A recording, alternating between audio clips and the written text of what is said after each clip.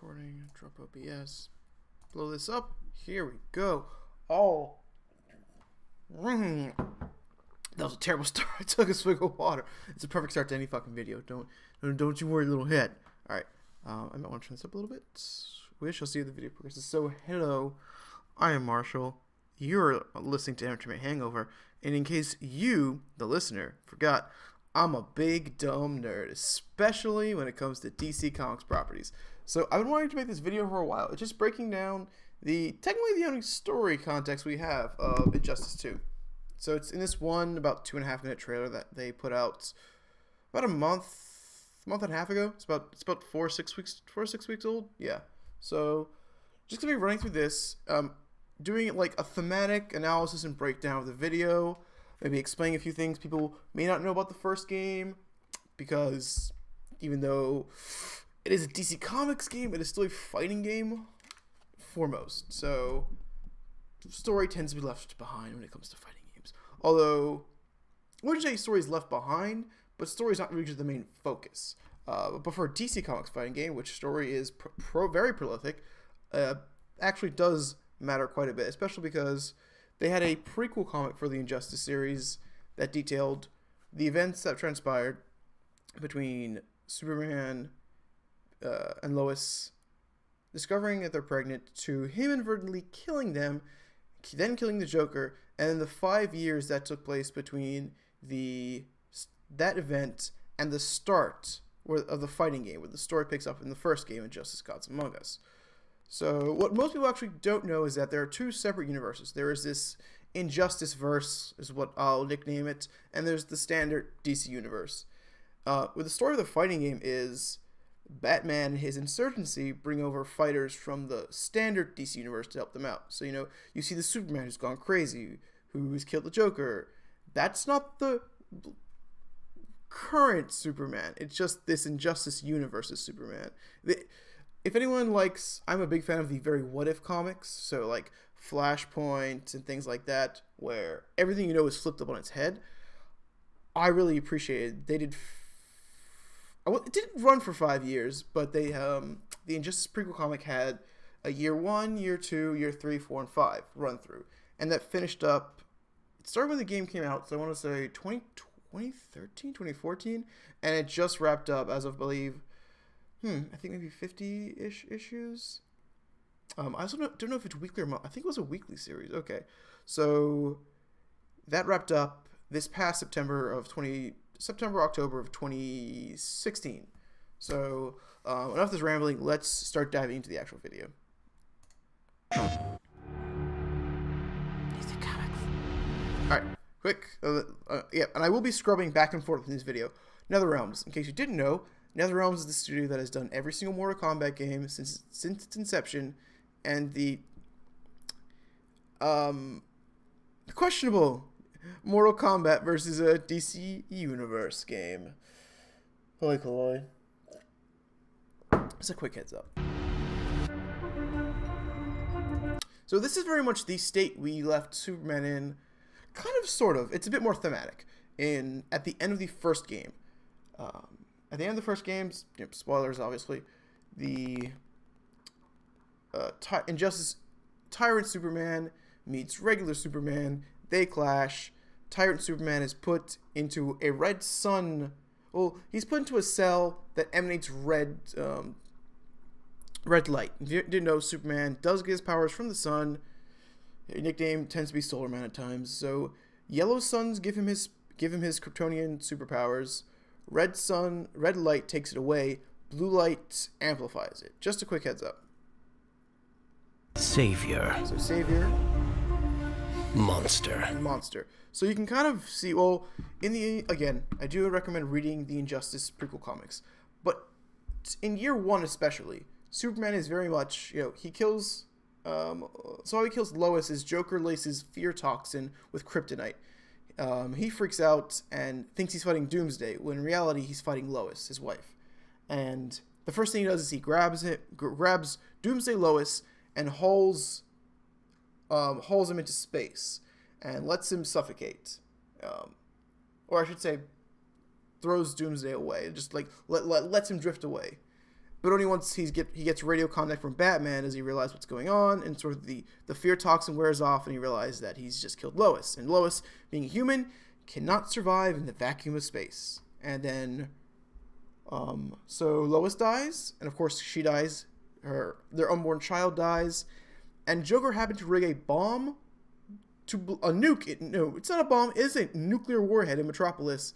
That when Lois's heartbeat flatlined, the bomb would go off. So Superman loses his wife, his unborn child, and most if not all of Metropolis is in ruins. It kills the Joker, then commits a global ceasefire. He comes out, reveals, my name is Kal-El. For however long I've been on this earth, I've gone by the name of Clark Joseph Kent, but in reality, I've been Superman this entire time.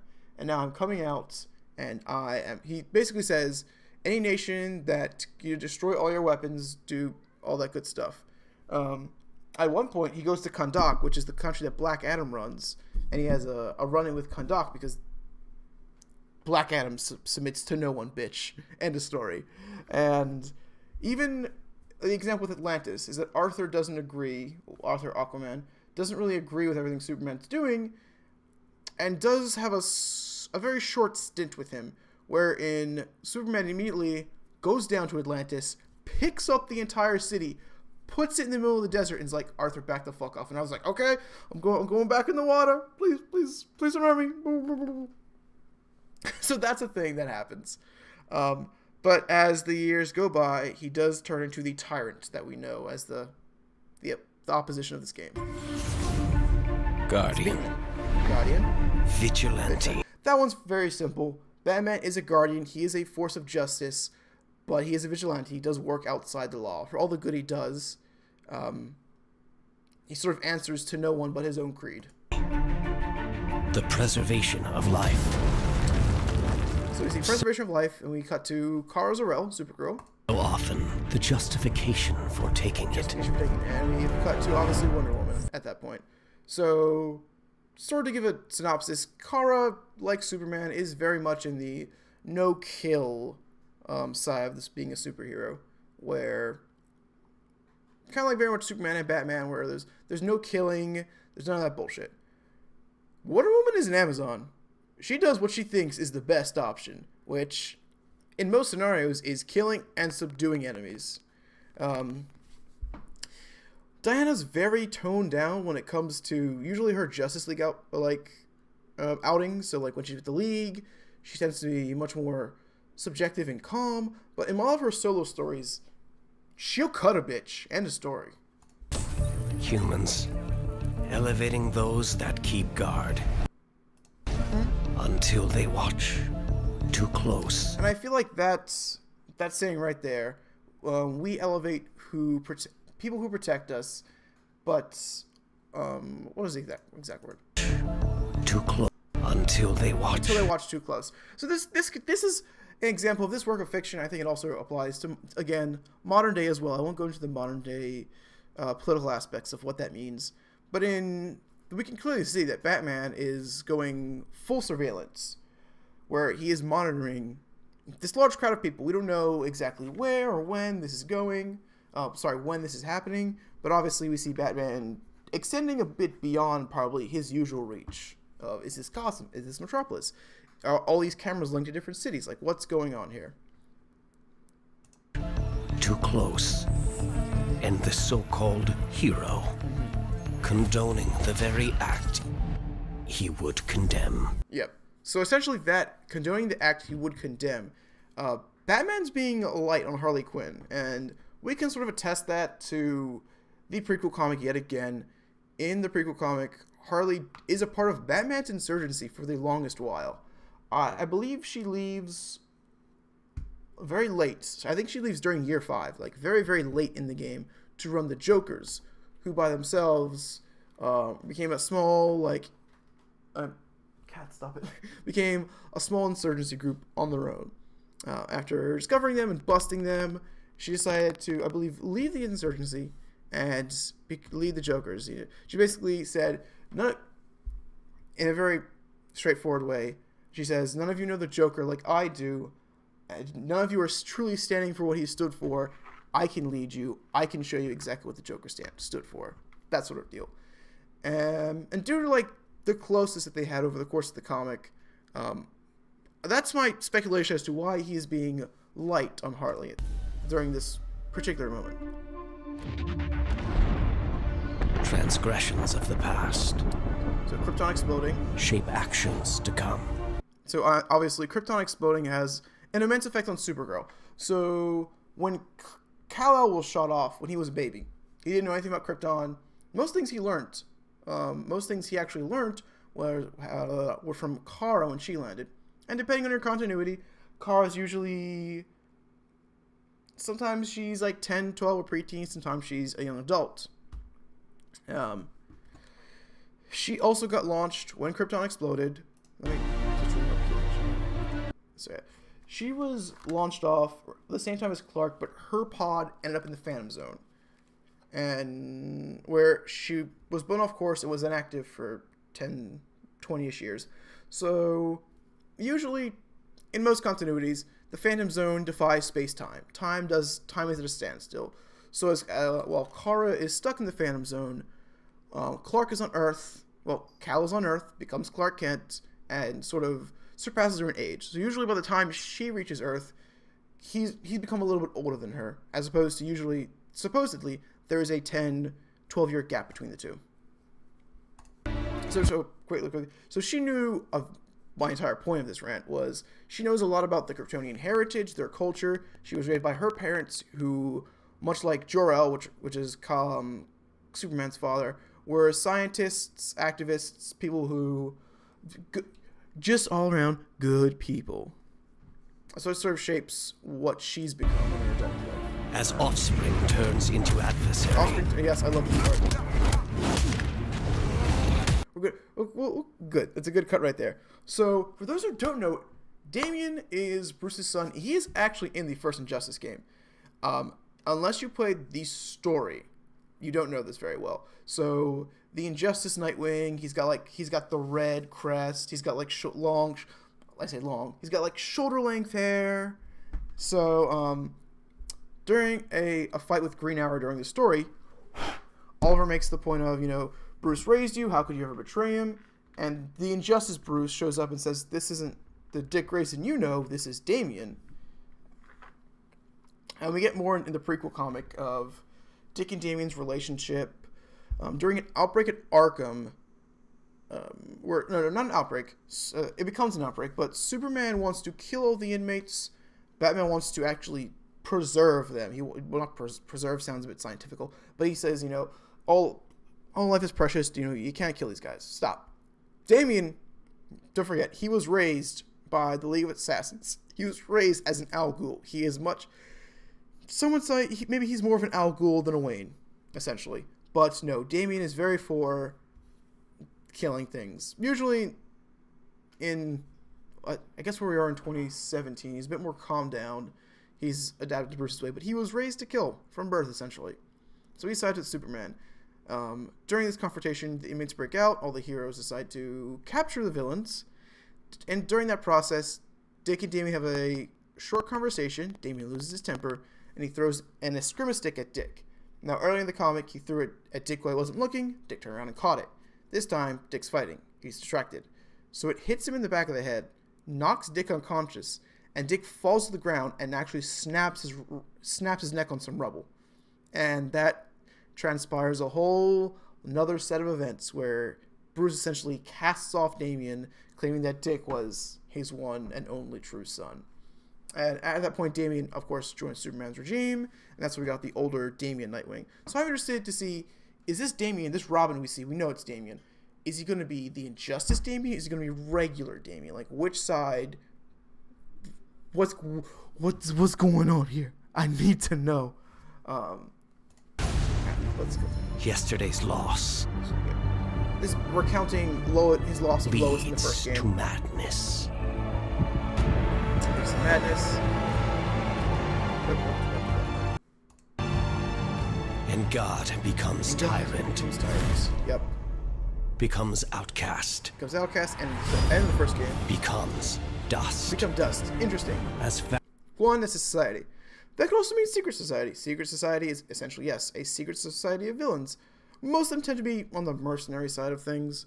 It also says he goes from monster to tyrant to outcast to dust. So, will Superman will he be forgotten? Is he essentially like a relic now in this world? Like, what's up? Factions dissolve and form. Factions dissolve and form.